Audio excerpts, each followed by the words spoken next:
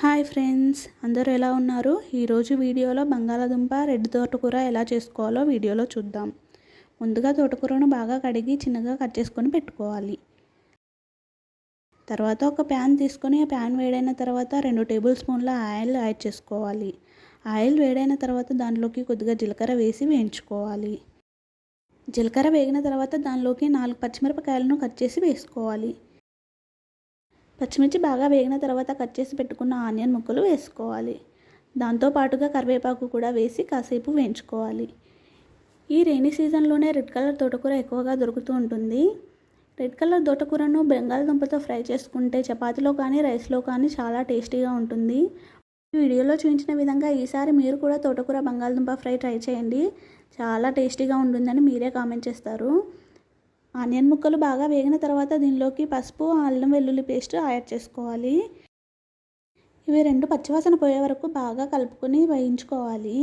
ఈ అల్లం వెల్లుల్లి పేస్ట్ బాగా వేగిన తర్వాత దీనిలోకి బంగాళాదుంపలు కట్ చేసి పెట్టుకున్నవి వేసుకోవాలి. బంగాళాదుంప ముక్కలను కాసేపు వేయించుకోవాలి. వేయించుకున్న తర్వాత మూత పెట్టి కాసేపు మగ్గనివ్వాలి. ఇది బాగా ఉడికిన తర్వాత దీనిలోకి కట్ చేసి పెట్టుకున్న తోటకూరను యాడ్ చేసుకోవాలి.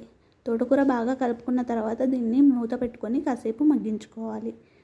మేము ఉండే ప్లేస్లో నార్మల్ తోటకూర కంటే ఈ తోటకూర ఎక్కువగా దొరుకుతుంది. మార్కెట్లో ఎప్పుడు చూసినా ఇదే కనిపిస్తుంది. మన దగ్గర దొరికే నార్మల్ తోటకూర ఎక్కువగా కనిపించదు. ఈ తోటకూరను మూత పెట్టుకొని ఉడికించుకుంటున్న టైంలో వాటర్ వస్తాయి.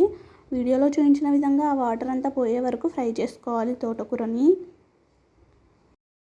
వీడియోలో చూపించిన విధంగా ఈ కర్రీని చాలా ఈజీగా టేస్టీగా చేసుకోవచ్చు.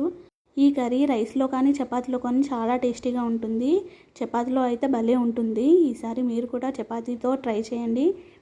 తోటకూర బాగా ఫ్రై అయిన తర్వాత దీనిలోకి ఉప్పు, కారము, ధనియాల పొడి, జీలకర్ర పొడి యాడ్ చేసుకొని మరి కాసేపు ఫ్రై చేసుకోవాలి. చూసారు కదా, తక్కువ ఇంగ్రీడియంట్స్తో ఎంత ఈజీగా తోటకూర బంగాళదుంప ఫ్రై రెడీ అయిపోయిందో. మీరు కూడా ఈసారి ఇలా ట్రై చేసి కామెంట్ బాక్స్లో కామెంట్ చేయండి. Thank you for watching video. ఈ వీడియో మీకు నచ్చినట్లయితే మీ ఫ్రెండ్స్కి షేర్ చేయండి, లైక్ చేయండి.